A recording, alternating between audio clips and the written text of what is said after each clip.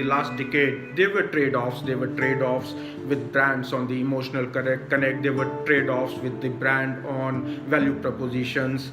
The customer had to do a trade-off between price points, between availability, between the logistics, delivery, value proposition, etc., etc. But the trade-offs and the emotional connects were in a very narrow band, I would say. But today, I think in this situation, the trade-offs will be much, much wider, and there are no data points to go back. Whatever data points we had are based on the consumer behavior of the last decade, which is nowhere will be consistent as of now.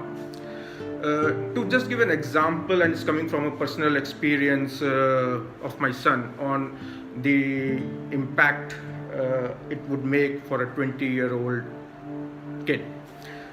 Studying in Bangalore for the last 3 years, this was his final semester, no exams, he comes back. There's uncertainty about what would happen to exams, what would happen to placements or any projects, future studies of going abroad, of going higher education, post-graduation, where to do, what to do. And this was on the one side where things have changed dramatically with a lot of uncertainty. And the other side of the trade-off are blue lakes of Bangalore, which he had never seen in the last 3 years. It's forcing people at every age groups who are consumers in their own right somewhere on these trade-offs, what we had made in life over a last decade. Will it impact? Surely it will impact, and that's where the challenge to the marketeers will be coming along.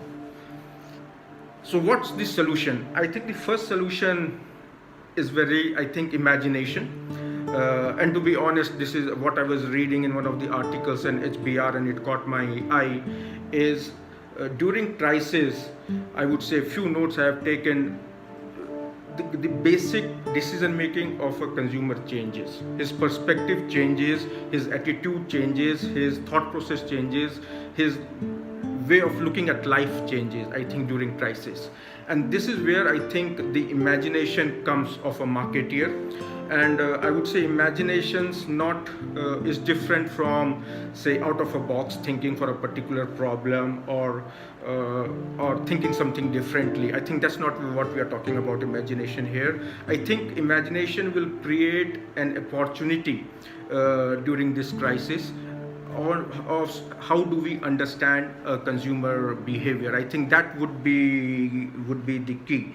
To add to it, it would understand the mental aspects which a consumer is struggling for the things which do not exist. That's where I think the main dilemma for a consumer would be: how does he anticipate his behavior, or how will he behave for something which is unknown? And that's where, as marketers, I think we need to be imaginative and be able to create some value proposition or opportunities out of this uncertainty and things which do not exist.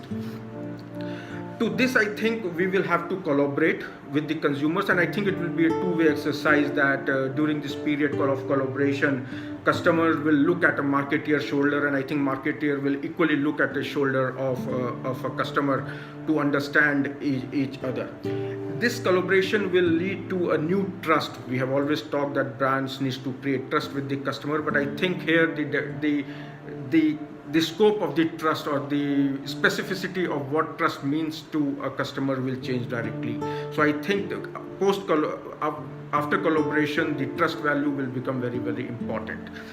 So I think imagination, trust, collaboration will drive initially the relationship between the customer and the marketeers. And here I would like to conclude by saying that we have been reading that let's do a reboot, or let's do a reset of the button and move on in life. I think we need to press the pause button. It's important that things settle down, they take some shape, the data points become conclusive for some decision making for both the marketeers and as well as the consumers.